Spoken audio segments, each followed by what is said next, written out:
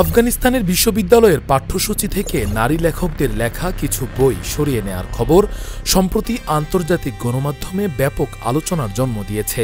পশ্চিমা সংবাদ মাধ্যম, বিশেষ করে বিবিসি, এটিকে নারী নিপীড়ন ও অধিকার হরণ হিসেবে উপস্থাপন করছে।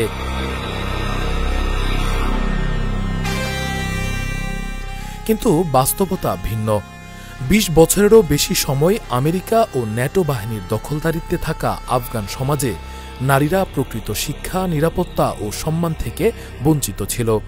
দখলদারদের অনুকূলে তৈরি পাঠ্যসূচি ও বইগুলো অনেক ক্ষেত্রে আফগান সংস্কৃতি, ইসলামী শরিয়াহ এবং সামাজিক মূল্যবোধের সঙ্গে সাংঘর্ষিক ছিল। তালেবান সরকার সেই সব বিষয়বস্তু পর্যালোচনা করে দেশের নিজস্ব নীতি ও আদর্শ অনুযায়ী শিক্ষা ব্যবস্থা সাজাচ্ছে। The issue of women is very important.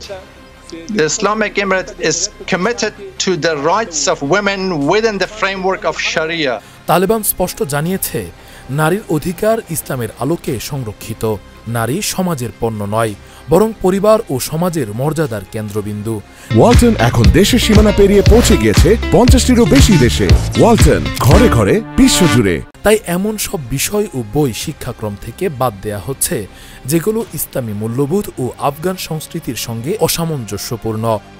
এর মাধ্যমে নারীদের জন্য আরও মর্যাদাপূর্ণ ও নিরাপদ শিক্ষার পরিবেশ তৈরি করাই তাদের উদ্দেশ্য।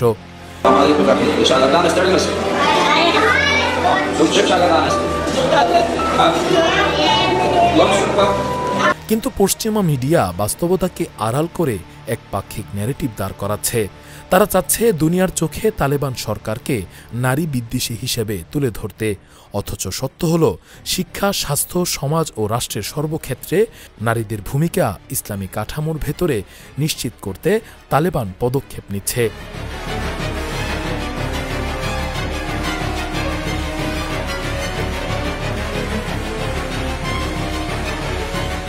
এভাবে আফগানিস্তান ধীরে ধীরে দখলদারিত্বের অন্ধকার থেকে বেরিয়ে নিজস্ব সংস্কৃতি, ধর্মীয় মূল্যবোধ ও জাতীয় স্বার্থ অনুযায়ী পুনর্গঠনের পথে এগোচ্ছে।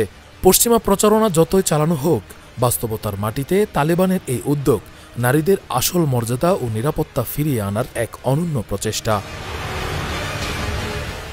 রাকিবুল ইসলাম রইস, ফেস দ্য পিপল। ওয়ালটন এখন দেশের সীমানা পেরিয়ে পৌঁছে গিয়েছে ৫০টিরও বেশি দেশে। ওয়ালটন, ঘরে ঘরে, বিশ্বজুড়ে।